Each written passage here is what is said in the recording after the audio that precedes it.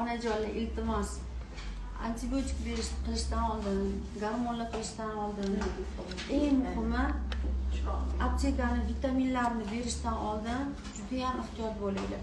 Eng xavfli narsa bu aptekaning vitaminlari bo'ladi. Haqiqatan xavfli narsa hisoblanadi.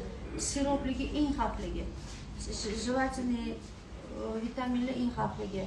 Ana krasители bor, ayiqchalik, yana bir narsali, quyonchalik bo'lgan vitaminlar bu qonni ziyon narsa hisoblanadi. Mumkin emas. Alohida mikroelement berasizlar, lekin odan yaxshi bolani organizmini gijjalardan, qurtlardan, infeksiyalardan tozalab olish kerak. Ana undan keyin alohida mikroelementlar berasizlar. Kerakli mikroelementlar. Bu birinchi o'rinda kalsiy, magniy, D vitamini ham ehtiyot bo'lish kerak. Organizmni tozalab, jigar o'tqoq yo'llarini to'g'irlagandan keyin D vitamini berasizlar.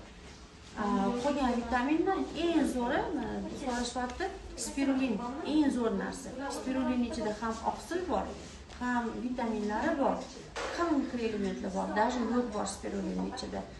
4 ta spirulin tabletkasi 200 gram go'sht o'rnini bosadi. Bola go'sht yesa yemasin, lekin spirulin bersanglar bolani to'g'ri mikroelementlarni balans to'shagan bo'lasizlar.